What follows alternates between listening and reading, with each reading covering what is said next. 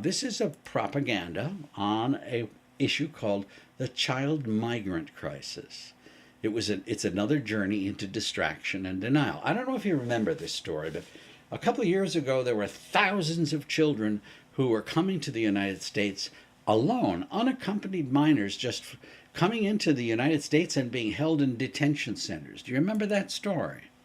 Well, from 2014, 2015, 2016, a total of 98,000 of these children showed up on our borders. And it was a huge event. There were lots of stories in the media. And here are some pictures of these minors in these detention centers, and they're young. Okay, you start feeling very sad for them. So what's going on? Well, now the liberal media is starting to tell a narrative.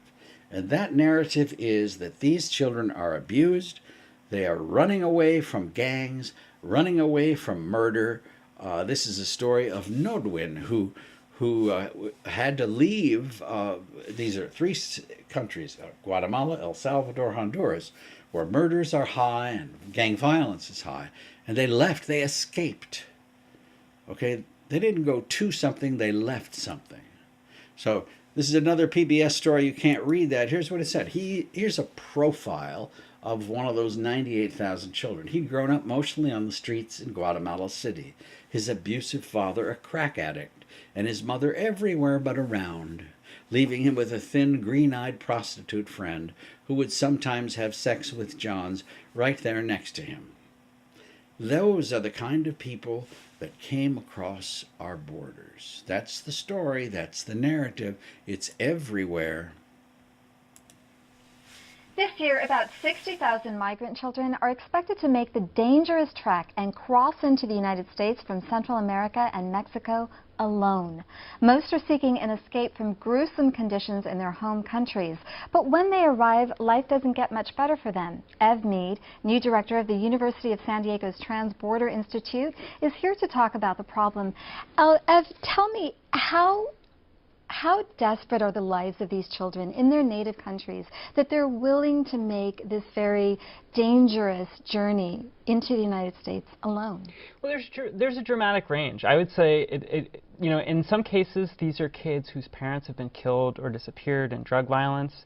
In other cases, and many of the cases from Honduras and El Salvador in particular, these are kids who are forcibly recruited into gangs, girls who are forced to be the quote-unquote girlfriend of a gang member, people who've been threatened with rape and murder, people who've been targeted by the police forces for an association with a gang in one of these countries, whether it's a real association or not.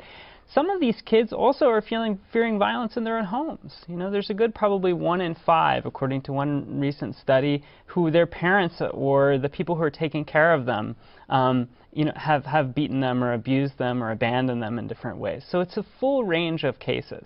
So the New York Times, that was PBS there. New York Times does a story on a boy named Anthony, very similar, escaping abuse, murder, gangs, crack-addicted parents, etc.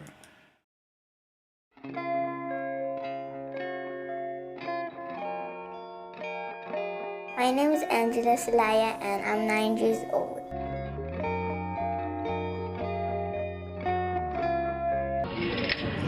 Brandon works out to build the muscles of a man. Ironically, it was his strength that forced him to leave Guatemala and make his way to the U.S. border. A street gang was after him. When I was 14, the gangs saw me big. They paid more attention to me. They wanted to corrupt me. And so he left. 6 in 10 women and girls are raped in transit.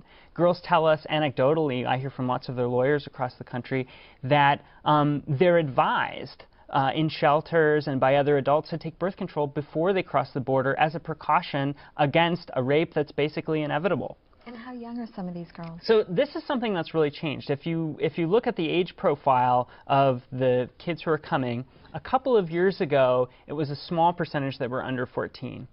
Now it's about a quarter of the kids who are coming are under 14 years old. So there's many young children. I talked to a Border Patrol agent just a couple of weeks ago who told me about detaining an 8-year-old child There's Judy Woodruff doing another one. So the composite picture of this so-called propaganda is that these kids are abused. They have dysfunctional homes, crack-addicted parents, gangs that are after them, and they are running for their lives.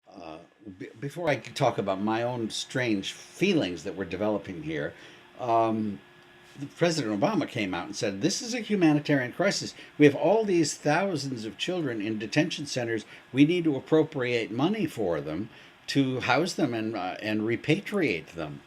Okay, so Congress quickly passes a authorization to take care of these children. All right, we see pictures of them in these crowded dormitories. We see them, sleeping like this, and our hearts are breaking. So that's the picture, and I'm sitting there saying, I don't know why I can't get into this story. I have a suspicion which I cannot confirm. I have a gut feeling that this is not true, and I'm thinking, what's wrong with you, Jerry? Why are you being so conspiratorial? I just feel that this is not logical. It's counterintuitive to me. Okay, so my feelings are this.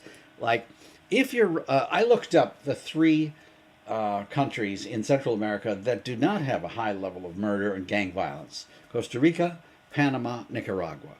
All right, so if you are an abused child running away from violence, Costa Rica is 400 miles away, and they speak Spanish there. Nicaragua is 175 miles away. Go there. I mean, if your parents are crack addicted and a prostitute is taking care of you, or the gangs are after you, you need to run away, that's a good place to run away. Panama is 588 miles. I mean, if you want to, the State Department says that one of the safest cities in Mexico is Merida. Okay, it's 388 miles away. They speak Spanish there. Okay, that's a good place to seek refuge. And I was thinking, well, people in Libya take boats. You could take a boat to Cuba. Why go 1,200 miles to the United States border where they don't speak Spanish? What's going on here? If you're fleeing abuse, murder, gang violence, rape, and all these other terrible things, there's something else happening that is not being talked about. All of this stuff is distraction. There's a hidden truth here. What is it? If escape from abuse is the nature of the distraction, then what exactly is being denied? What is the essence of the propaganda? What is the truth here? And I have to admit, at this time, I had no proof. I just had a gut feeling. I had no evidence whatsoever. And I was looking at myself saying, well, your thinking is wrong here, Jerry. So the truth slowly emerges. Obama in 2014 announced an amnesty program, an executive order, where immediately 2.5 billion illegal immigrants were granted some kind of legal status. Quote, specifically, Obama's new amnesty program will give illegal immigrants who have been in the United States for at least 5 years and who are parents of U.S. citizens or legal residents a 3-year work permit. This permit will allow them to have a social security number, get a driver's license. Pew estimates 3.5 million people will qualify for that program.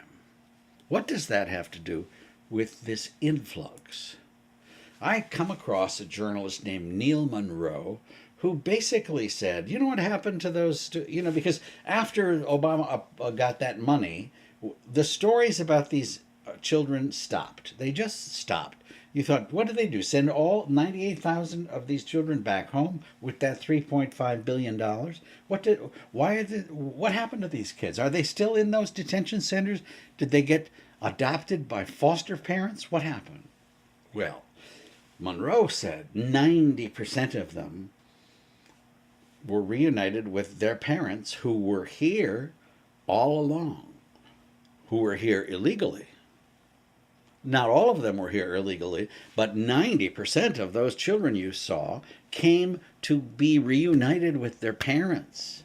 They weren't escaping abuse. Well, I learned, this is what Monroe said, Obama's amnesty program has caused a 12-fold increase in numbers pouring across the border. I wrote to Monroe and I said, how come I haven't seen this stuff, this data that you have? Where did you get this data from? Because I have not come across it. And he said, you need to stop reading the New York Times and start looking at independent media.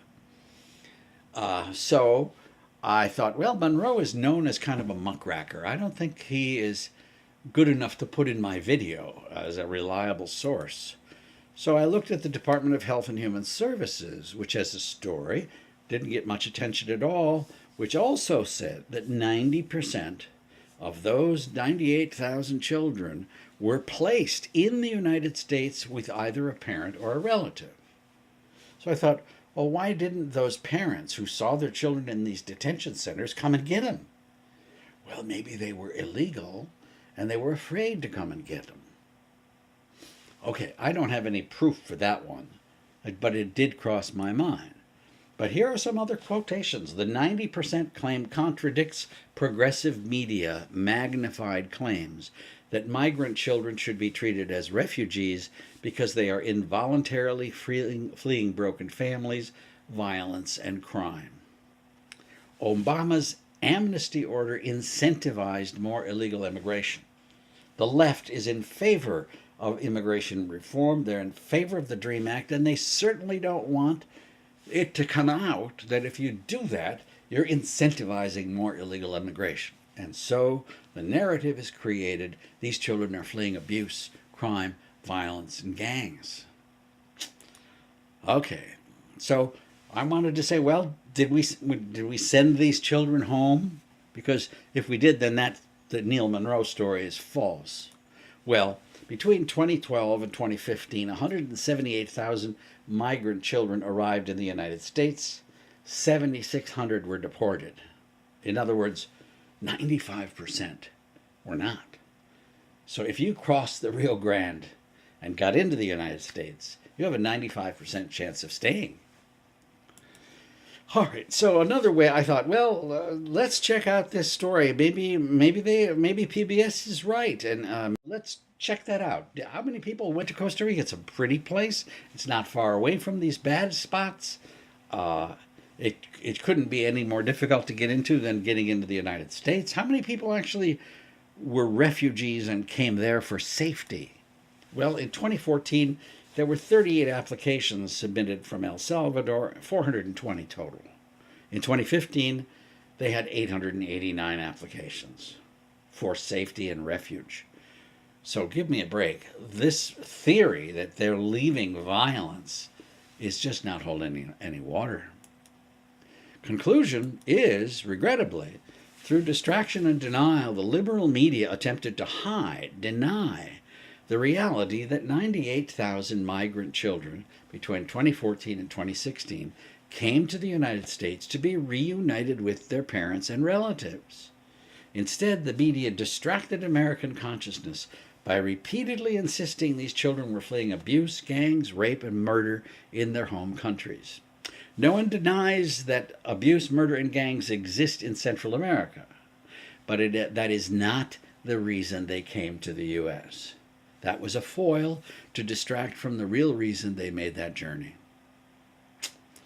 There are your sources if you think you're making all this up.